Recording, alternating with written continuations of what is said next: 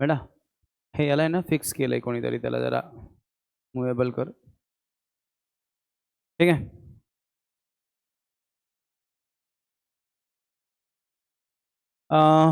वैसे तो इसके पहले वाले लेक्चर में हम लोग तीनों टाइप के मॉडुलस और तीनों टाइप के स्ट्रेस टेंस सब कुछ पढ़ चुके हैं. तो थोड़ा फास्ट ट्रैक पे खाली रिकॉल कर लेते हैं इस चीज़ को, चलेगा? ओके. एक बार मुझे आप ये चीज़ें बता दोगे, ठीक है, एकदम फास्ट ट्रैक पे, और फिर हम लोग इस चीज़ को एक बार रिवाइज कर लेंगे, चलेगा? ओके. चलो जल्दी से बताओ मुझे, what is the meaning of stress? Stress का मतलब क्या है बच्चों? स्ट्रेस बेसिक फार्मूला क्या है तुम्हारा? Force acting per unit area. कितने टाइप देखे हमने स्ट्रेस के? 3 टाइप. कौन कौन से?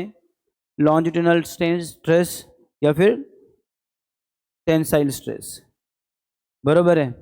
कब होता है लॉन्जिट्यूडनल स्ट्रेस बाय द वे? कि कोई वायर मैंने लिया या कोई रॉड लिया, इसके ऊपर हम लोगों ने एक फोर्स लगाया, ऐसा फोर्स जो कि उस रॉड की क्या चेंज कर रहा है बताओ जल्दी से मुझे? लेंथ बदल रहा है. ओके. तो इस केस में जो भी स्ट्रेस प्रोड्यूस होता है उसको कौन सा स्ट्रेस बोलते हैं हम लोग? Longitudinal stress. बेसिक फार्मूला क्या है तुम्हारा? Force upon area.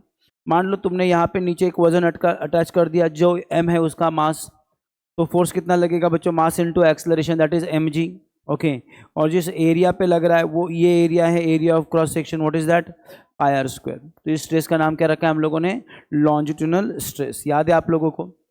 Longitudinal stress में किसी को कोई तकलीफ है? फिर लॉन्जिट्यूडनल स्ट्रेस के बाद आप लोगों ने स्ट्रेस का दूसरा टाइप पढ़ा. नाम क्या बताओ स्ट्रेस का उसका? नाइस. नाम क्या है उसका? Volume stress. कब होता है वॉल्यूम स्ट्रेस? कौन मुझे याद करके बताएगा? बताओ क्या होता है वॉल्यूम स्ट्रेस? अरे यार ये नीचे क्या लिख के रखा हुआ है? एक मिनट रुको. हाँ,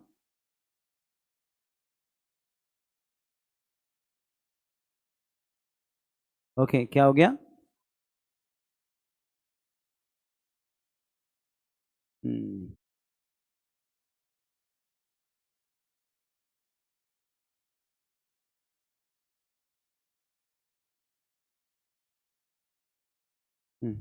चलो क्या है बताओ अगला टाइप स्ट्रेस का? Volume stress. ओके. क्या है वॉल्यूम स्ट्रेस का फॉर्मूला?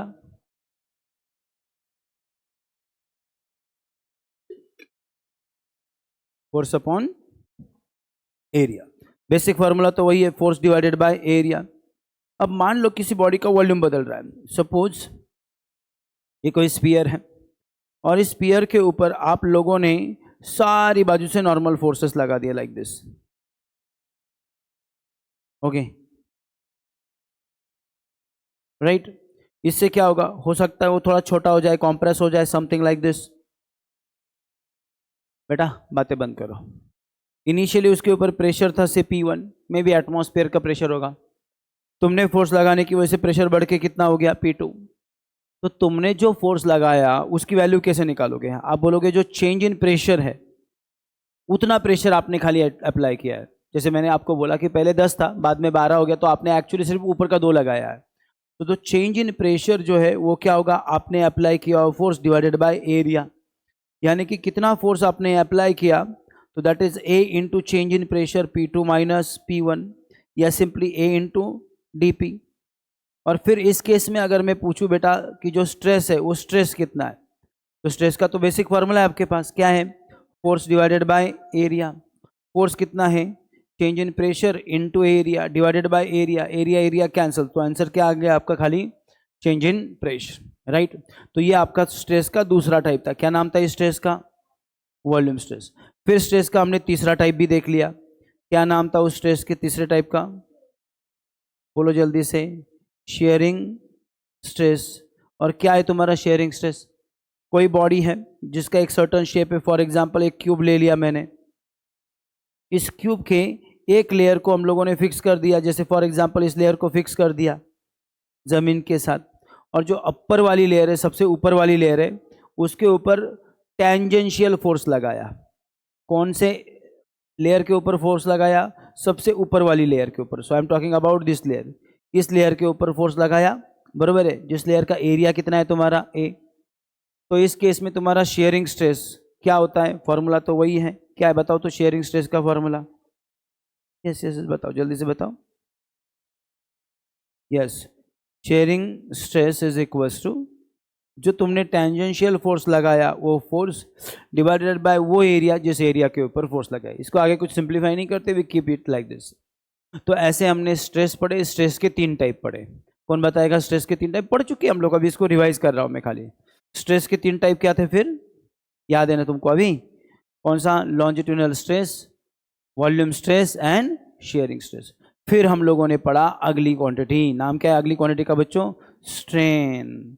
क्या था मुझे बता सकते हो स्ट्रेन का general formula? Change in dimension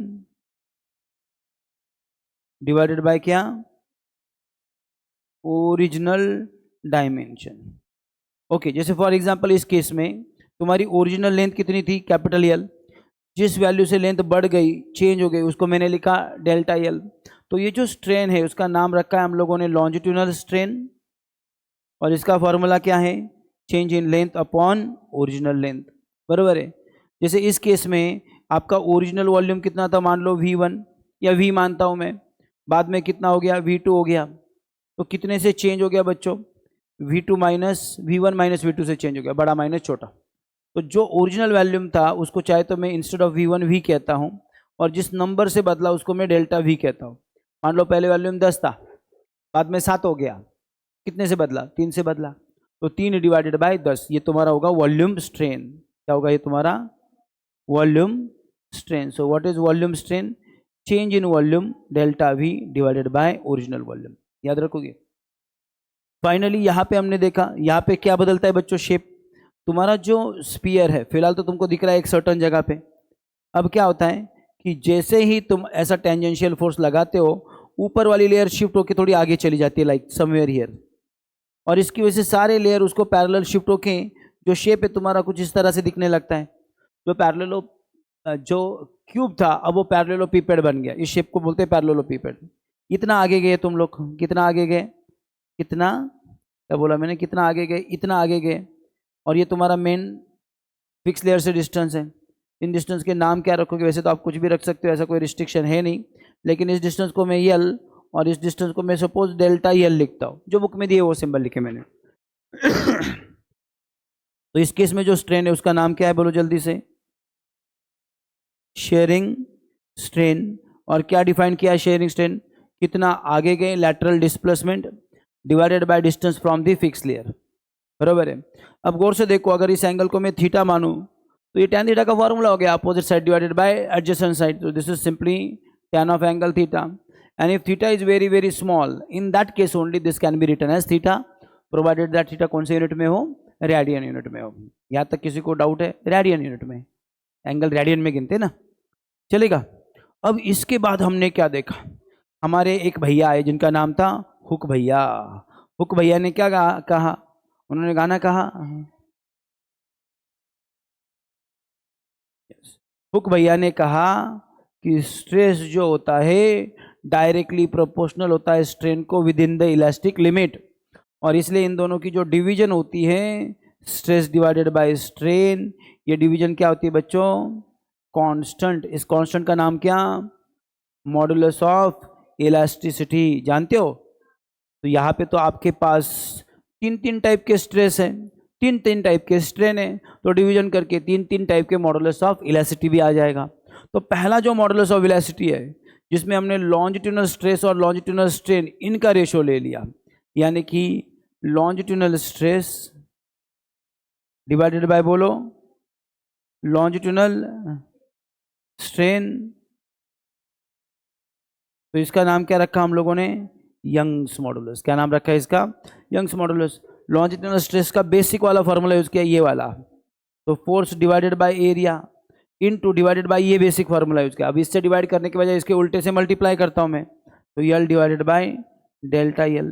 तुम डेल्टा यल की जगह पे स्मॉल यल भी लिख सकते हो, या अगर आप ये वाला फॉर्मूला यूज करते तो और करके तुम्हारा आंसर आता mg upon pi are square into L divided by change in L. चलेगा बच्चों? तो ये कौन हो गया तुम्हारा? यंग्स मॉडुलस के फॉर्मूले हो गए। mg pi are square. चलेगा? उसके बाद दूसरा कौन सा मॉडुलस देखा हम लोगों ने? Bulk modulus. क्या कहते थे बल्क भैया? ये इन दोनों का डिवीजन है, किसका? Volume stress divided by volume strain. अब वॉल्यूम स्ट्रेस क्या है? Change in pressure divided by ये क्या है? यहाँ पे मेरे ख्याल से डी लिखना थोड़ा अच्छा रहेगा ताकि कंफ्यूजन ना हो। एक जगह पे डेल्टा एक जगह पे डी लिखोगे तो कंफ्यूज हो जाओगे। ओके, तो बोलो डिवाइड बाय दिस नंबर यानी कि मल्टीप्लाई बाय इसके उल्टा, तो वी डिवाइडेड बाय क्या आ गया? D V. तो you may write V into D P divided by D V. समझा? डी लिखो या डेल्टा लिखो, कोई तो एक ही सिंबल लिखना, दोनों मत लिखना, कंफ्यूज हो जाओगे अदरवाइज। एक जगह पे डी एक जगह पे डेल्टा रखना है, दोनों डेल्टा लिखो या दोनों डी लिखो। फाइनली ये बोलो कौन सा मॉडुलस है आपका? Modulus of rigidity. क्या है ये बच्चों? This is the ratio of, बोलो कौन सा? Nice, sharing stress upon sharing strain. चलेगा बच्चों?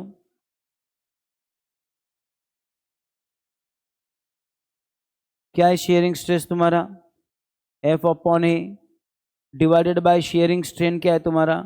डिवाइडेड बाय थीटा सिंपली, या tan ऑफ थीटा। तो फाइनली आंसर आएगा F upon A divide by theta, like this. तो ये हो गया तुम्हारा मॉडुलस ऑफ रिजिडिटी का formula. This is bulk modulus, this is Young's modulus. Okay, याद रख लोगे? तो ये सारा हम लोग पढ़ चुके हैं, मैं इसको 4 बार अभी समझा चुका हूँ, आज रिवाइज करवा चुका हूँ, बराबर है।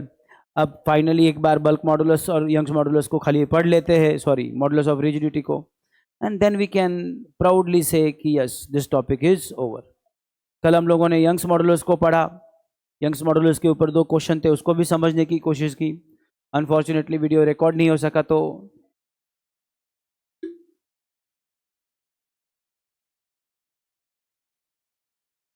क्या हो गया? हाँ, कौन सा? क्या हो गया? यहां तक हमारा कल हो गया। कौन सा वाला? ये ना, ये वो तो लेना है ना अभी, वो किधर पड़ा है? Bulk modulus. Okay, what is bulk modulus? It is the modulus of velocity related to change in volume of an object due to applied deforming force.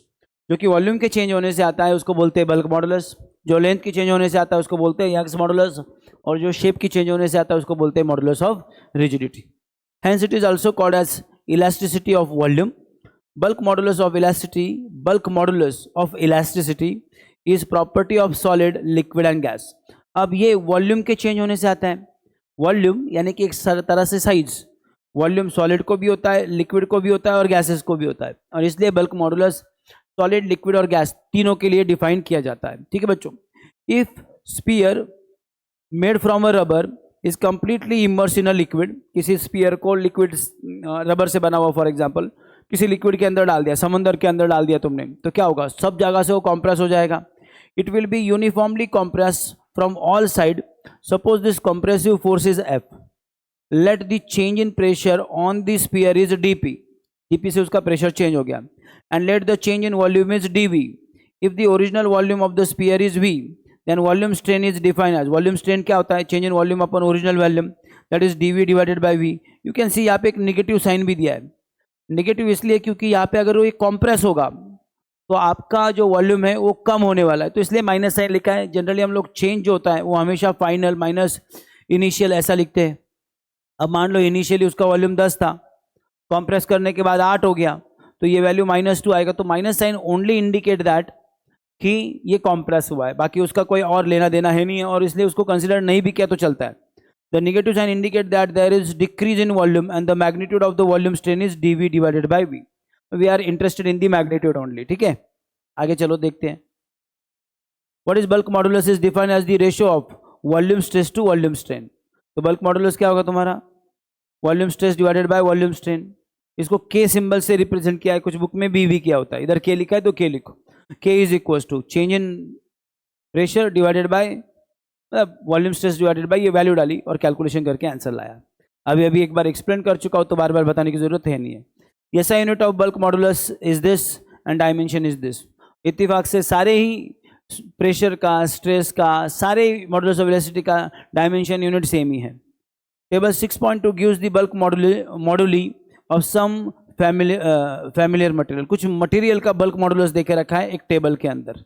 Okay तो चलो उसको भी देखने की कोशिश करते हैं। पहले तो सुन लो, खाली जस्ट एक नॉलेज के लिए पता होना चाहिए। लीड का बल्क मॉडुलस 4.1 है, ब्रास का 6.0, ग्लास का 6.0, एल्यूमिनियम का 7.5, सिल्वर का 10.0, कॉपर का 14 16.0, स्टील का, गोल्ड का 18.0।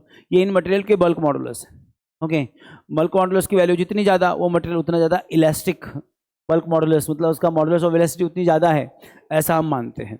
Okay bulk modulus is measure of resistance offered by gases, liquid and solid while we attempt to made the change in their volume. तो bulk modulus भी एक तरह का रेजिस्टेंस है। जैसे हम लोगों ने ये देखा कि किसी की लेंथ चेंज करने की तुम कोशिश कर रहे हो, रॉड की बात की थी हम लोगों ने, याद है तुमको? तो उस केस में जो रेजिस्टेंस, जो अपोजिशन फील होता है उसको यंग्स मॉडुलस में गिना जाता है, बराबर है। उसी तरह से किसी चीज का वॉल्यूम चेंज करने की तुम कोशिश कर रहे हो, ये स्फीयर है, जितना है उसको दबा के तुम कम करने की कोशिश कर रहे हो। तो वॉल्यूम जब तुम चेंज करने की कोशिश करते हो तो जो तुम्हें अपोज फील होता है, जो तुम्हें रेजिस्टेंस फील होता है, वो तुम्हें के नंबर से रिप्रेजेंट किया जाता है। ये टेबल इनडायरेक्टली तुमको बोलता है कि गोल्ड का वॉल्यूम कम करना इतना आसान नहीं है, वो ज़्यादा कॉम्प्रेस नहीं होता, उसकी बल्क मॉडुलस बहुत हाई है, यानी कि उसको कंप्रेस करते हुए तुम्हें बहुत ज़्यादा अपोज होगा। कंपैरेटिवली लीड में बहुत कम होगा, या एल्यूमिनियम में देखो ठीक ठाक कम होगा। यानी कि एल्यूमिनियम को कंप्रेस करना गोल्ड को कंप्रेस करने से सस्ता है, इजी है। उसका रेजिस्टेंस यानी कि उसका modulus of bulk modulus comparatively कम है। तो जितना बल्क मॉडुलस कम उतना उसका अपोज कम, जितना बल्क मॉडुलस ज़्यादा उतना उसका अपोज ज़्यादा, क्योंकि ये नंबर एक तरह से तुम्हें रेजिस्टेंस बताता है। अब रबर के लिए निकालोगे तो वैल्यू कॉमन सेंस है और कम आएगी, क्योंकि रबर को कंप्रेस करना काफ़ी इजी है। या फिर मैंने तुमको बुढ़ी का बाल दे दिया, गए हो ना कभी, बुढ़ी का बाल देखा, उसका स्पीयर बना के दी थी, मैंने बोला इसको कंप्रेस करो, तो उसका तो बहुत ही कम आएगा, हाथों से दबाओगे फिर भी कंप्रेस हो जाएगा। समझ में आ रहा है? तो जिसकी जितना उसको तुम इजीली कंप्रेस कर सकते हो, जितना इजीली वो डिफॉर्म होने को, चेंज इन वॉल्यूम करने को तैयार रहेगा, उतना उसका मॉडुलस ऑफ बल्क मॉडुलस क्या है बोलो, कम है। याद रखोगे? ओके तो गोल्ड इज, ये नंबर याद रखने की कोशिश मत करना, लेकिन एटलीस्ट थोड़ा सा कॉमन सेंस याद रखना कि सबसे ज़्यादा टफ कौन है, थोड़ा सस्ता कौन है, इसके सीक्वेंस को थोड़ा फार याद रख लेते हो तो ये नंबर्स तुम्हें किसी क्वेश्चन में काम आ सकते हैं। क्योंकि वो तुमको एलिमेंट दे देंगे और बोलेंगे राइट इन द इंक्रीजिंग और decreasing order of their bulk modulus. तो तुमको 4 मटेरियल दे दिया, मैंने बोला लीड है, ग्लास दे दिया, सिल्वर दे दिया, गोल्ड दे दिया, बोला सबसे इंक्रीजिंग या डिक्रीजिंग ऑर्डर में लगाओ। तो इंक्रीजिंग ऑर्डर में लगाओगे तो लीड सबसे सस्ता है, सबसे कम अपोज करता है लीड, यानी कि लगभग पेंसिल के अंदर जो था ना लाइट। उसके बाद ग्लास है, सिल्वर है, गोल्ड है, तो सबसे तगड़ा कौन है बच्चों? गोल्ड। याद रखोगे सबसे ज्यादा अपोज प्रोवाइड करता है। Okay the reciprocal of bulk modulus of velocity is called compressibility of the material. So compressibility is reciprocal of bulk modulus. This is a very simple and very important definition. बहुत सारे बच्चे ये बहुत छोटा definition यहाँ पे आता है खत्म हो जाता है, तो इसको ना भूल जाते हैं, पता नहीं क्या रीजन है, क्योंकि वो ज़्यादा है नहीं उसके बारे में डिटेल, एक ही जगह पे आया है, what is compressibility of a material, reciprocal of bulk modulus। और इसलिए बहुत बार ऐसा होता है कि एग्जाम में बल्क मॉडुलस पूछने के बजाय compressibility पूछते हैं, और कभी कभी तो बल्क मॉडुलस देके रखते, कॉम्प्रेसिबिलिटी पूछते, बच्चों को समझता ही नहीं क्या है यार कॉम्प्रेसिबिलिटी, क्योंकि कभी कभी छोटी चीज़ों को अपन इग्नोर कर देते हैं ना, अरे छोटा सा डेफिनेशन एक ही जगह पे इतना आ गया। तो what is compressibility? It is the reciprocal of bulk modulus. Bulk modulus के रेसिप्रोकल को क्या बोलने का? मटेरियल का कॉम्प्रेसिबिलिटी बोलने का। ठीक है बच्चों, compressibility is the fractional decrease in the volume minus dV by V पर unit increase in the pressure. Okay SI unit of compressibility is this, just जो तुमने स्ट्रेस के लिखे रखे उसके उल्टा करना है। उसका क्या था बताओ तो? यूनिट न्यूटन पर मीटर स्क्वायर, तो इसका क्या होगा? मीटर स्क्वायर पर न्यूटन। तुम न्यूटन ऊपर लेकर आओगे तो माइनस लिख सकते हो। उसका पास्कल है, इसका पास्कल के उल्टा होगा। उसका जो एल की पावर थी वो थी -1, इसकी +1 है। उसका एम का पावर +1 था, इसका -1 है। उसका टी का पावर -2 था, इसका +2 है। तो उल्टा करना है, रेसिप्रोकल करना है खाली। ठीक है, और उन्होंने डेफिनेशन लिखी है कॉम्प्रेसिबिलिटी। अब मुझे बताओ compressibility is what? Reciprocal of bulk modulus. Compressibility क्या है? बल्क मॉडुलस का उल्टा है। बल्क मॉडुलस का फॉर्मूला अभी अभी देखा तुमने, क्या था बताओ तो मुझे, dp divided by dv into V. वो माइनस साइन लेने की वैसे जरूरत है नहीं है, इसका रेसिप्रोकल करो तो क्या मिलेगा तुम्हें, तुमको मिलेगा dv डिवाइडेड बाय dp, और ये dp भी नीचे आएगा, ऐसा ही होगा ना। ये फॉर्मूला उल्टा किया मैंने खाली, v का हो जाएगा 1/v और dp/dv का होगा dv/dp, रेसिप्रोकल। अब मैंने तुमको बोला कि चेंज इन प्रेशर जो है वो 1 है, यानी कि तुमने प्रेशर 1 से चेंज कर दिया। कोई स्पीयर दिया मैंने तुमको, उसका प्रेशर मान लो अभी 10 है, तुमने 11 कर दिया, प्रेशर कितने से बदला तुमने, 1 से बदला खाली। तो उस केस में ये जो रेशियो आता है change in volume upon original volume, यही तुम्हारा सी हो जाएगा, क्योंकि जैसे ही डीपी तुमने 1 डाला तुम्हारा कॉम्प्रेसिबिलिटी का फॉर्मूला क्या हो जाएगा, सिंपली dv/v, यानी कि rate of change of volume per unit original volume when the pressure change bye 1, इसको बोलेंगे कॉम्प्रेसिबिलिटी। डेफिनेशन समझो और लर्न भी करो। तो compressibility is the fractional decrease in volume, यानी कि dv/v, पर unit increase in the pressure, यानी कि प्रेशर कितने से इंक्रीज हुआ था, 1 से। ओके, याद रख लोगे, होप। चलो आगे का पार्ट देखते हैं। ये कल भी एक जगह पे ऐसा छोटा सा एक्स्ट्रा इंफॉर्मेशन आया था, हमने उसको पढ़ा नहीं, उसको पढ़ लेंगे आज, ठीक है। The bulk modulus of water is 2.18 into 10⁸ pascal. पानी का बल्क मॉडुलस देखो कितना है, अच्छा खासा बड़ा नंबर है। इट्स कॉम्प्रेसिबिलिटी इज दिस, कैसे निकाला होगा, ये नंबर दिख रहा है तुमको, बस इसको रेसिप्रोकल किया है, 1 डिवाइडेड बाय 2.18 इंटू 10⁸ करो तो इसका पानी का कॉम्प्रेसिबिलिटी मिलेगा तुम्हें। Material with small bulk modulus and large compressibility are easier to compress. जिसका बल्क मॉडुलस छोटा होता है, जिसका बल्क मॉडुलस कम होता है, इसका मतलब कंप्रेस करते वक्त तो तुमको कंपैरेटिवली कम रेजिस्टेंस करता है। बल्क मॉडुलस क्या है, कंप्रेस करते वक्त कितनी अपोज करते हो। जिसका के कम, कॉमन सेंस है, जिसका सी ज़्यादा, यानी कि जिसकी कॉम्प्रेसिबिलिटी ज़्यादा। कॉम्प्रेसिबिलिटी एक तरह से आपको ये बताता है कि कितना कॉम्प्रेस करना पॉसिबल है। तो जिसका बल्क मॉडुलस का वैल्यू कम है, यानी कि जिसका कॉम्प्रेसिबिलिटी ज़्यादा है, उसको कॉम्प्रेस करना इजीली पॉसिबल है, याद रखो। अगर पानी को गौर से देखो तो इसकी कॉम्प्रेसिबिलिटी काफ़ी कम है, 10⁻⁻10 लिखा है बाजू में दिखता है, तो पानी को कॉम्प्रेस करना इतना इजी नहीं है। फिर भी अगर हम पानी को बड़े हाई स्पीड से कॉम्प्रेस करके किसी छोटे नोजल से बाहर फेंक सकते हैं, और हम करते हैं ऐसा, तो उससे हम बड़े बड़े मेटल के शीट करते हैं। तुम्हें पता है दुनिया का सबसे खतरनाक कटर क्या है, जो किसी भी चीज़ को कट कर सकता है, डायमंड को तक कट कर सकता है, लोखंड का छोटा मोटा चीज़ नहीं, डायरेक्ट इतने बड़े बड़े साइज के लोखंड के शीट को कट करता है, वो कौन होता है, दैट इज वाटर गन। पानी, वाटर गन से हम लोग किसी भी खतरनाक चीज़ को कट कर सकते हैं, ठीक है बच्चों। चलो आगे चलते हैं। क्वेश्चन है एक छोटा सा, let me explain this question. Simple question है, a metal cube of side 1 metre, एक मेटल का क्यूब है जिसकी साइड कितनी दी है, 1 metre, is subjected to a force. एक मेटल का क्यूब हमने लिया, ठीक है, साइड कितनी देके रखी है आपको, 1 1 1 सब कुछ, इसको क्या किया है उन्होंने, फोर्स लगाया है। Okay, the force act normally on the whole surface of the cube and its volume change by this. इसके ऊपर साफ डायरेक्शन से फोर्स लगाया और उसका वॉल्यूम इस नंबर से बदल गया। जिस नंबर से वॉल्यूम बदला वो चेंज इन वॉल्यूम है। तुमको डायरेक्ट डेल्टा वी देके रखा है, चेंज इन वॉल्यूम कितने से वॉल्यूम बदला, 1.5 इंटू 10⁻⁻5 मीटर क्यूब, इतने से वॉल्यूम बदल गया, ठीक है। The bulk modulus of the material is this, bulk modulus इतना है। उन्होंने बोला कैलकुलेट चेंज इन प्रेशर, बताओ प्रेशर कितना है, प्रेशर कितने से बदला, कौन मुझे बताएगा बल्क मॉडुलस का फॉर्मूला, याद करो अभी अभी पढ़ा है अपन ने। Bulk modulus is equal to original volume change in pressure upon change in volume, यही फॉर्मूला। अब मुझे बताओ, अगर मैं तुम्हें सपोज के की वैल्यू दे दूं, जो कि देखे रखिए, can you see this, V की वैल्यू दूं, तुम बोलोगे सर वी किधर दिया है, तुमको क्यूब है ये बताया, और 10वीं में तुमने क्यूब के वॉल्यूम का फॉर्मूला पढ़ के रखा है, यल का क्यूब, और यल की वैल्यू कितनी देके रखी है उन्होंने, 1 मीटर, यानी कि 1 का क्यूब, तो वी कितना आ गया तुम्हारा 1, तो वी की वैल्यू तुमको देके रखी है। तुमको प्रेशर वॉल्यूम कितने से चेंज हुआ वो भी देके रखा है, तो 1 2 3 वैल्यू पुट करोगे तो क्या डीपी मिल जाएगा।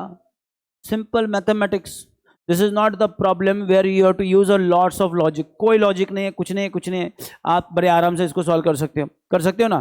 तो देखो फॉर्मूला डीपी के लिए लिखा, इधर ये सबको शिफ्ट किया, के की डीवी की वी की वैल्यू पुट की, कैलकुलेशन किया और आंसर आया। किसी को डाउट है इसमें, पक्का डाउट नहीं है?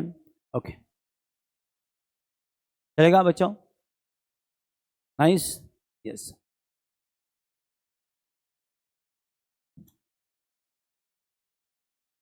अब अगला और आखिरी वाला टॉपिक है मॉडुलस ऑफ रिजिडिटी। क्या है बच्चों modulus of rigidity? Yes, change in shape की वजह से जो प्रोड्यूस हुआ उसका नाम क्या है? Modulus of rigidity. एक्सप्लेन कर चुका हूँ कॉन्सेप्ट, तो खाली पढ़ के बता देता हूँ एक बार। The modulus of velocity related to the change in shape of object is called as modulus of rigidity.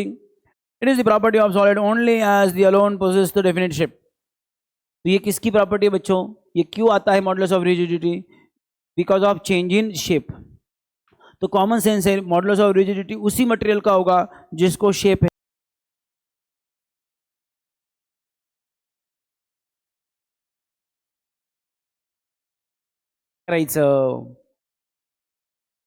हाँ, अब मुझे बताओ शेप किसका होता है? क्या लिक्विड को शेप होता है? ना, लिक्विड को जिस कंटेनर के अंदर डालो उसकी तरह शेप उसका हो जाता है। अब पानी को इस बॉटल में डालो, उसका शेप इस बॉटल की तरह हो गया। उसको तुम किसी और कंटेनर में डालो, उसकी तरह शेप हो जाएगा। तो लिक्विड को कोई शेप नहीं होता, गैसेस को भी कोई शेप नहीं होता, शेप सिर्फ सॉलिड को होता है। तो कॉमन सेंस है, मॉडुलस ऑफ रिजिडिटी सिर्फ और सिर्फ सॉलिड के लिए ही डिफाइन करना पॉसिबल है। As liquid and gases do not have shape, we can not define it for liquid and gases. ठीक है बच्चों? Okay, now let's proceed. क्या बोला है आगे? The bulk modulus shown in figure, the block, क्या लिख रहा हूं मैं, क्या बोल रहा हूं मैं? The block shown in figure 6.5 is made up of uniform isotropic material. ऐसा मटेरियल जो कि पूरा यूनिफॉर्म सेम है, मतलब मिक्सचर नहीं है, ये कोई अलॉय नहीं है। हो सकता है किसी एक मटेरियल का क्यूब है, फॉर एग्जांपल पूरा आयरन का या एल्यूमिनियम का, किसी भी एक मटेरियल का। It has an uniform cross section area A and a height L.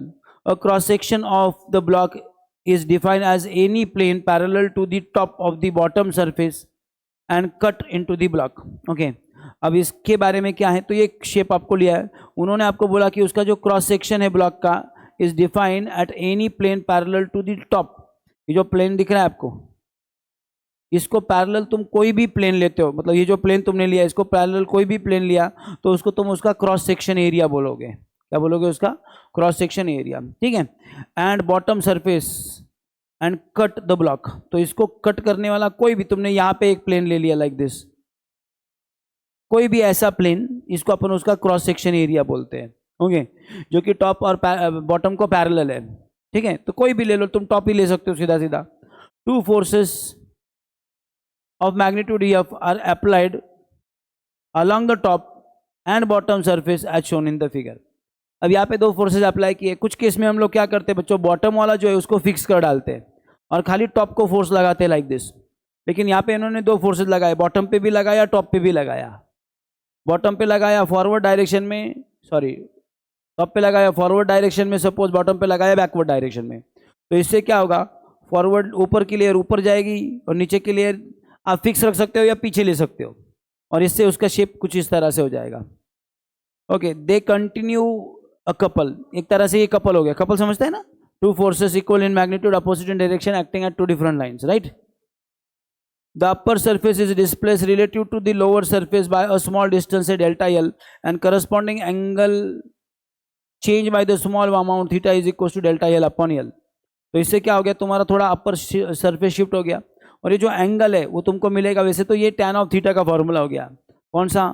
Opposite divided by, बोलो जल्दी से, एडजेसेंट। लेकिन मैंने बोला कि अगर हम थोड़ा ही डिस्प्ले करते, तुमने अभी लोखंड का या आयरन का किसी भी मटेरियल का बाय द वे ऐसा क्यूब लिया होता और ऐसे फोर्सेज लगाए होते, तो क्या बहुत बड़े एंगल से चेंज होता है? क्या नहीं, बड़ा 0.001 डिग्री, इतना छोटा एंगल हो सकता है, बहुत ही स्मॉल एंगल।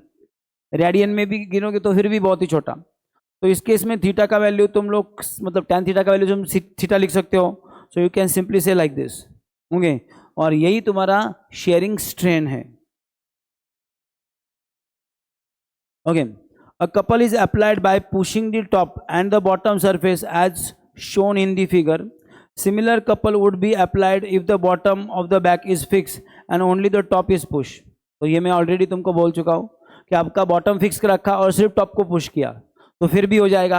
अब जैसे ही बॉटम फिक्स है तो एक तरह से उसको अपोजिंग फोर्स डायरेक्टली नेचुरली लग रहा है।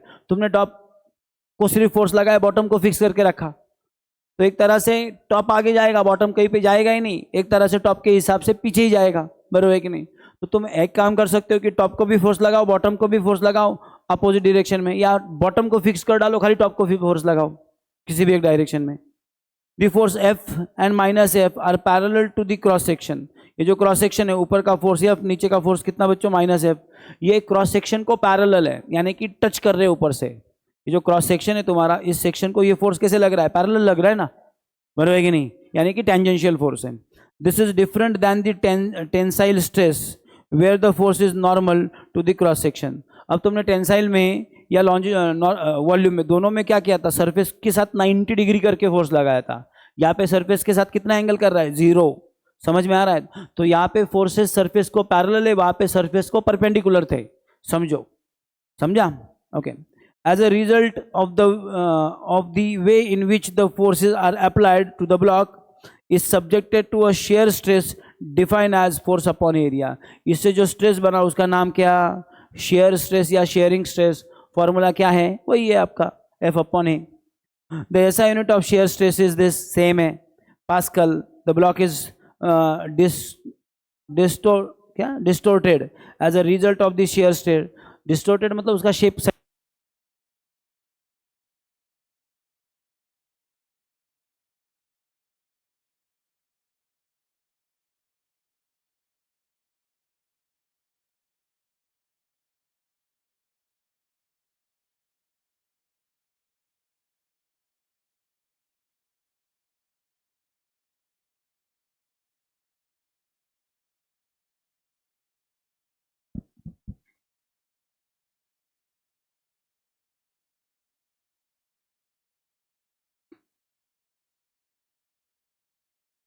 ओके चलो।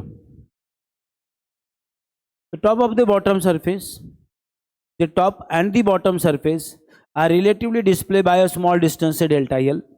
The corner angle changed by a small amount say theta, which is called shear strain and expressed in radian.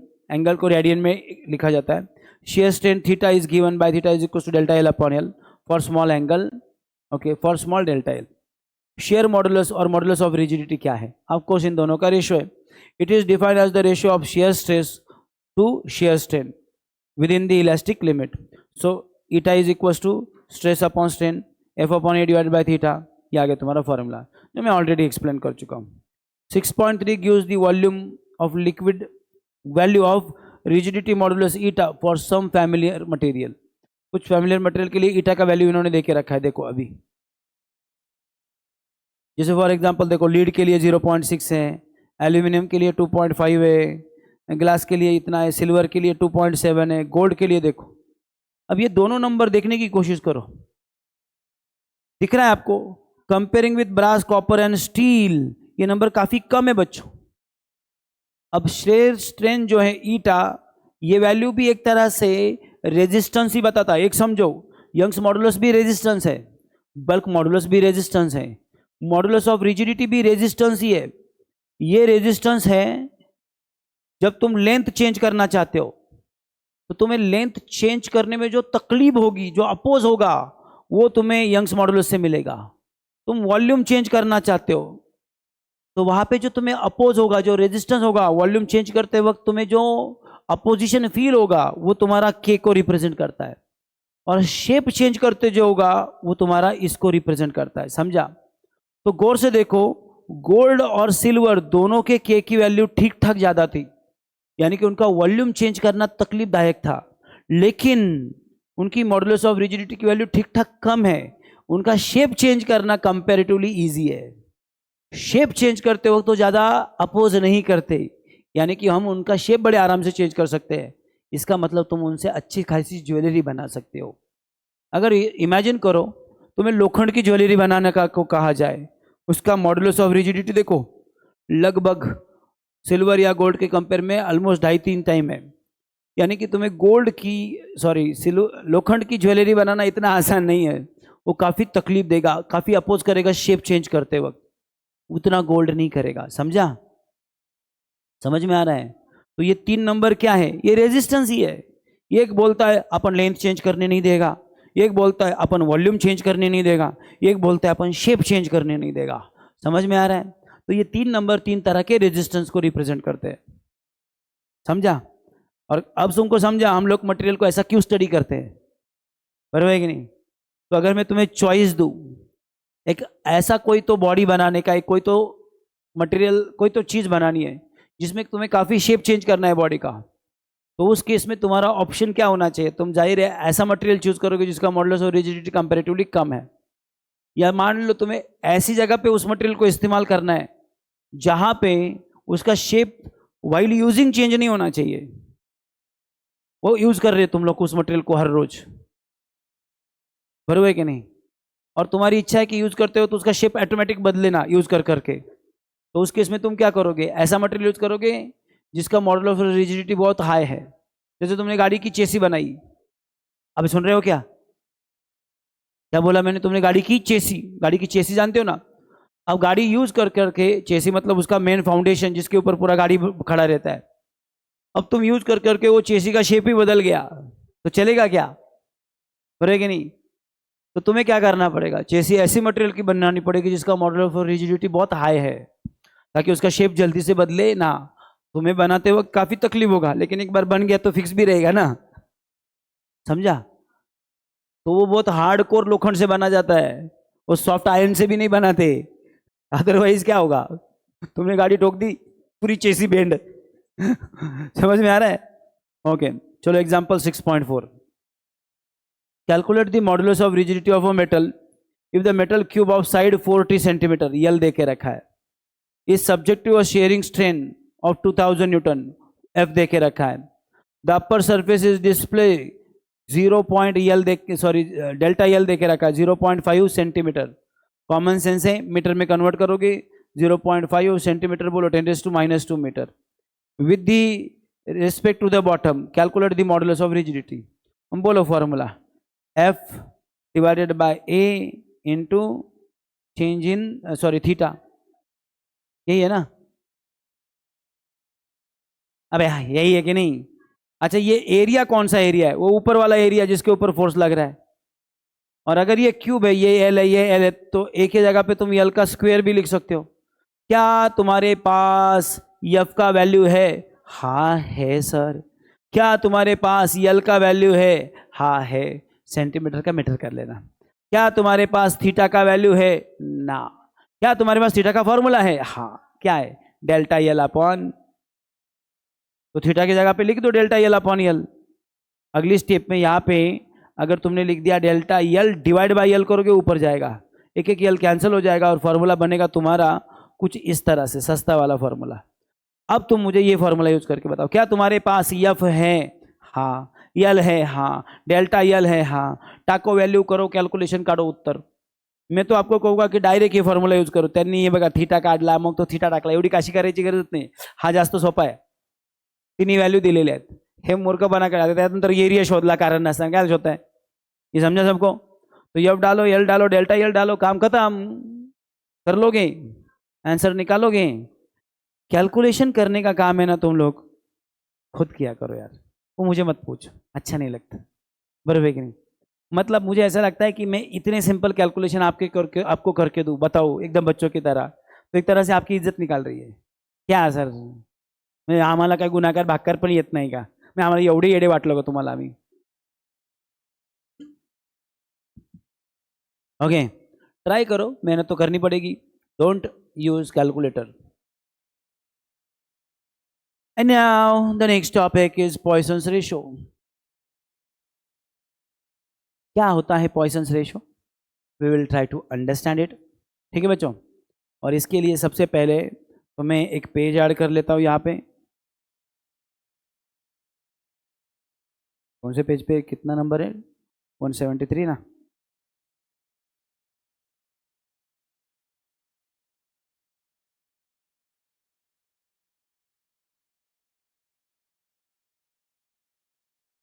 So first I will explain you what is Poisson's ratio. ठीक है बच्चों? अरे बच्चों, अरे बोलो मत, and then we will derive it. Suppose बच्चों ये कोई रॉड है लाइक दिस,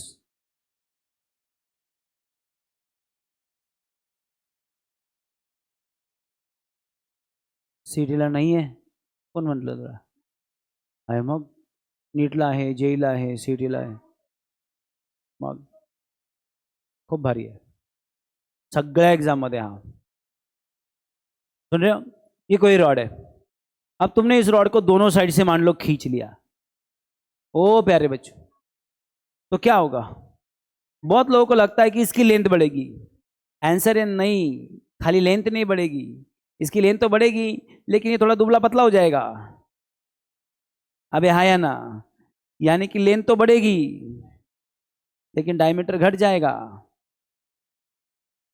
समझ में आ रहा है मैं क्या बोल रहा हूं? यानी कि इसका खाली लेंथ चेंज नहीं होगा. Look this, can you see this? इसकी खाली लेंथ नहीं बदली बल्कि गौर से देखो इसका डायमीटर भी बदला है. ओरिजिनल डायमीटर कैपिटल डी था, चेंज इन डायमीटर को सपोज मैं स्मॉल डी लिखता हूं. खाली स्मॉल डी भी लिख सकते हैं आप लोग, आपकी मर्जी, या आप चाहे तो डेल्टा डी लिख सकते हो, तुम्हारी मर्जी. ओरिजिनल जो लेंथ थी इसकी कैपिटल एल थी. अब तुम चेंज इन लेंथ को चाहे तो डेल्टा एल लिखो या सिंपली स्मॉल एल लिखो. This is just up to you, तुम्हारा मर्जी, कुछ फर्क नहीं पड़ता, चल जाता है. तो यहाँ पे चेंज इन लेंथ भी है, चेंज इन डायमीटर भी है. तो यहाँ पे स्ट्रेन दो टाइप के होंगे. एक जो स्ट्रेन तुम ये करके बताए थे थोड़ी देर पहले, change in length upon original length, वैसे तरह से और एक स्ट्रेन भी आएगा इसमें, change in diameter divided by original diameter. अब ये दो स्ट्रेन के नाम सेम कैसे रखेंगे? एक change in length upon length है, दूसरा change in diameter upon diameter है. इमेजिन करो जैसे एक ऐसे नंबर में बोलता हूँ, मान लो इसका ओरिजिनल लेंथ जो था ना वो 2 मीटर था और जो डायमीटर था वो मान लो 0 पॉइंट या से 2 सेंटीमीटर था. समझ में आ रहा है? तुमने खींचने की वजह से जो लेंथ है मान लो 0.5 मीटर, आधा मीटर से बढ़ गई, बहुत ही तगड़ा खींचा तुमने रॉड को. और जो डायमीटर है वो मान लो 1.5 सेंटीमीटर हो गया, यानी कि 0.5 सेंटीमीटर से चेंज हो गया. समझ में आ रहा है मैं क्या बोल रहा हूँ? तो यहाँ पे दो अलग अलग स्ट्रेन तुम निकाल रहे हो. एक निकाल रहे हो तुम change in length upon original length, that is 0.5 divided by 2, और एक निकाल रहे हो change in diameter divided by original diameter. समझ में आ रहा है? ओके. अब थोड़ा अलग नंबर करता हूँ नहीं तो तुम कंफ्यूज हो जाओगे. सपोज ये थोड़ा कम चेंज हो गया, 0.7 ही हो गया, यानी कि कितने से चेंज हो गया बच्चों? 0.3 से बदला. अब हाँ या ना? तो change in diameter divided by original diameter. तो आपने दो अलग अलग स्ट्रेन निकाले, न्यूमेरिकली ये वैल्यू भी अलग अलग आएंगे, अलग अलग नंबर होंगे. एक change in length upon original length है, एक change in diameter upon original diameter है. Change in diameter, change in length, देख रहे हैं? तो इनके नाम क्या रखे? तो एक का नाम आपने ऑलरेडी लॉन्जिट्यूनल रख दिया था, बराबर कि नहीं? इसका नाम रखते हैं लॉन्जिट्यूनल या फिर टेंसाइल, तो इसका नाम रखते हैं जनरली ट्रांसवर्स. ओके. ये दोनों स्ट्रेन है.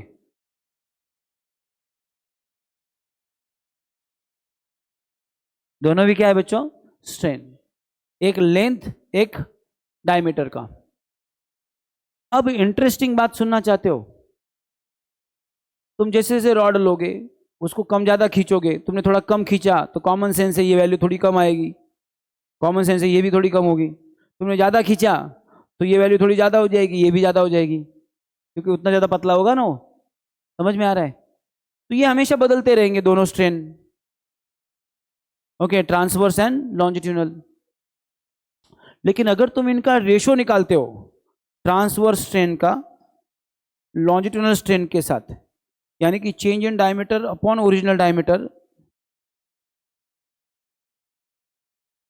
Divided by change in length upon original length, simplify करोगे तो change in diameter upon original diameter into change in length, sorry original length. ये समझा? डिवाइड कर रहा था ना ये जो वैल्यू है ना ये कभी बदलती नहीं मटेरियल के लिए. सोचो कितना इंटरेस्टिंग पार्ट है. ये नंबर बदलता है क्योंकि तुमने थोड़ा कम खींचा, नॉर्मल खींचा, थोड़ा सा रॉड लिया, थोड़ा ही खींचा, तो डेल्टा एल छोटा नंबर रहेगा, तो इसलिए लॉन्जिट्यूनल स्ट्रेन छोटा रहेगा. जाहिर तुमने छोटा खींचा तो डायमीटर भी थोड़ा ही कम होगा, तो ये नंबर भी छोटा ही रहेगा. तुमने बहुत ज्यादा खींचा तो नेचुरली डेल्टा एल ज्यादा, तो ये पूरा नंबर ज्यादा. उससे डायमीटर भी बहुत ज्यादा पतला हो जाएगा तो ये नंबर भी ज्यादा. तो ये दोनों नंबर जो है ये बदलते रहते हैं, पर इनका रेशो हमेशा कांस्टेंट होता है. इसका रेशो कभी बदलता ही नहीं है. और ये मटेरियल के लिए एक कांस्टेंट नंबर होता है, इस कांस्टेंट नंबर का नाम रखा है हमने पॉइसन्स रेशियो। तो what is Poisson's ratio? It is the ratio of lateral strain to longitudinal strain. Lateral म्हणजे आडवा आणि लॉन्जिट्युनल म्हणजे उभा, असं पण म्हणू शकता तुम्ही, और रॉड इस केस में ऐसा खड़ा रखना पड़ेगा। तो जो लेंथ को चेंज करता है वो लॉन्जिट्यूनल हुआ, जो डायमीटर को करता है उसको लैटरल बोलेंगे। तो बस this is very simple part, बस इतना ही पार्ट है। फिर पॉइसन्स रेशियो की वैल्यू के बारे में और थोड़ा मैथमेटिकल कैलकुलेशन के बारे में कुछ एक्स्ट्रा इन्फॉर्मेशन है, उसको हम पढ़ेंगे। एंट्रेंस के लिए ये नंबर काफ़ी काम का है, इसके ऊपर भारी क्वेश्चन आते हैं। Suppose a wire is fix at one end and a force is applied at its free end so that the wire get stretch. Length of the wire increase and the same time its diameter decrease. That is the wire become larger, longer and thinner. लंबी हो गई लेकिन पतली हो गई, as shown in the figure। ठीक है,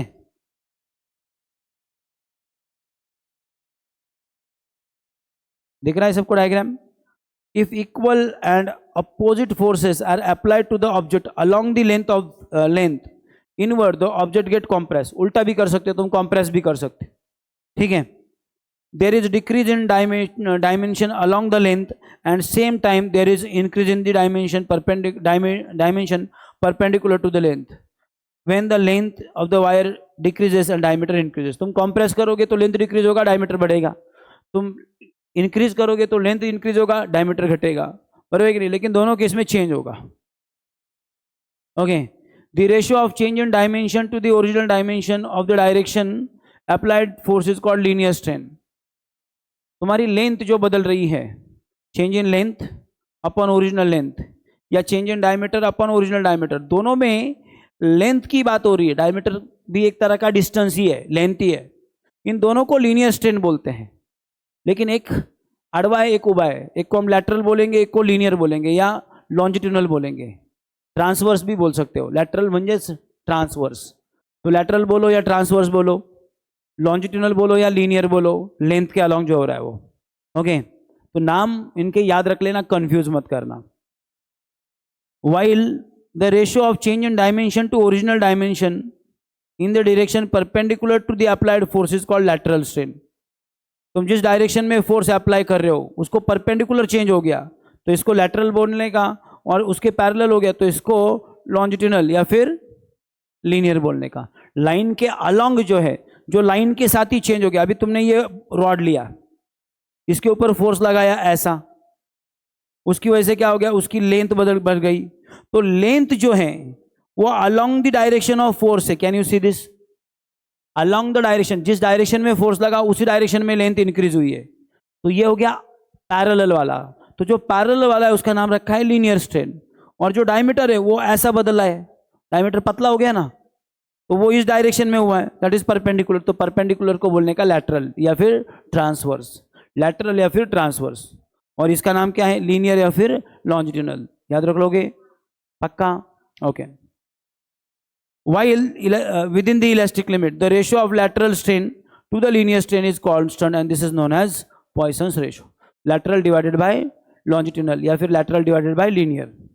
If L is the original length of the wire, delta is the increase in or decrease in length. Decrease कब होगा? Compress होगा तो। Increase कब होगा? खींचोगे तो। In the length of the wire, d is the original diameter and small d is corresponding change in diameter. Then the Poisson's ratio is given by formula बोलो, lateral strain upon linear. Okay, समझा? अब देखो ये शहाने इधर यल और delta यल लिखते हैं, इधर सिंबल अलग यूज करते हैं। इथे यल आणि इथे कॅपिटल यल असं लिहायला पाहिजे होतं, नाही इथे कॅपिटल यल आणि इथे स्मॉल यल लिहायला पाहिजे, बरोबर आहे की नाही? म्हणजे आता काय म्हणावं यांना सांगा बरं, बरोबर आहे की नाही? म्हणजे त्यांनी केलेल्या चुका चालतात ना, आपण केलेल्या कसं चालतील? बरोबर आहे ना? ते आपल्याला लगेच म्हणतील चुकलं चुकलं चुकलं। सांगा वरती काय रे? Change in diameter upon original diameter, आणि खाली काय? Change in length upon original length. लक्षात राहील? हे उलटं केलं की change in diameter upon original diameter हे उलटं होईल, बरोबर? जमेल? फॉर्म्युला लक्षात राहील? Sure? Poisson's ratio has no unit, इसको यूनिट नहीं है। क्यों नहीं बताओ तो सही? ऊपर डिस्टेंस डिस्टेंस डिस्टेंस डिस्टेंस, सारे डिस्टेंस कैंसिल हो गए तो यूनिट ही नहीं रहेगा। अगर यूनिट लिखते भी तुम बोले सर इसका यूनिट मीटर, इसका भी मीटर, इसका भी मीटर, इसका भी मीटर, तो there is no metre, everything is cancel. तो इसको यूनिट नहीं है, इसको डायमेंशन नहीं है, it is just a number, it is dimensionless. Okay. Table 6.4 gives the value of Poisson's ratio, sigma symbol से इसको रिप्रेजेंट करते हैं, of some familiar material. For example, गौर से देखना इस सारे नंबर को. ग्लास 0.2, स्टील 0.28, एल्यूमिनियम 0.36, 0.37, 0.37, कॉपर के लिए, सिल्वर के लिए 0.38, गोल्ड के लिए सबसे ज्यादा है 0.42. दिख रहा है? इंटरेस्टिंग चीज सुनते हो, पॉइसन रेशो की वैल्यू हमेशा 0 और 1 के बीच में ही रहती है. पॉइसन रेशो की वैल्यू कभी 1 से बड़ी नहीं होती, याद रखना. We can prove it mathematically by the way. उसके लिए तुम्हें पार्शियल डेरिवेटिव नाम का एक कॉन्सेप्ट आना चाहिए. अगर तुम ये चैप्टर खत्म होने के बाद चाहोगे तो मैं तुमको थोड़ा हायर लेवल मैथमेटिक्स से वो समझा दूंगा कि how Poisson's ratio is always in between 0 and 1. Mathematically sorry, this is actual में. मैथमेटिकली वैसे वो -1 और 1 के बीच में आता है. मैथमेटिक्स थोड़ा अलग बताता है, लेकिन Poisson's ratio can not be negative, it's a number ना. तो चेंज लिया है हम लोगों ने, तो इसलिए हम लोग 0 to 1 बोलते हैं. For most of the commonly used material, the value of sigma is it between 0.25 to 0.35. इन दोनों के बीच में ही रहता है मोस्ट ऑफ द मटेरियल के लिए. Many time we assume that volume is constant while stretching the wire. However, in reality, its volume also increase. Using the approximation, it can be shown that sigma max is 0.5. Maximum value 0.5 होती है. If volume is unchanged, in practice, it is much less. This shows that the volume also increase while stretching. Generally अगर तुमने कहा कि volume increase होता है तो 0.5, ये 1 नहीं, इवन 0.5 से भी लेस है. दिख रहा है तुमको? याद रखोगे इसको. प्रैक्टिकली तो थोड़ा वॉल्यूम भी बढ़ता है तो उसकी वैल्यू 0.5 से भी कंपेरेटिवली कम होती है. ये याद रख लेना, ये चीज़ें आपको काम आएगी. कभी कभी हो सकता है बहुत सिंपल एक आधे प्रॉब्लम में काम आ जाए.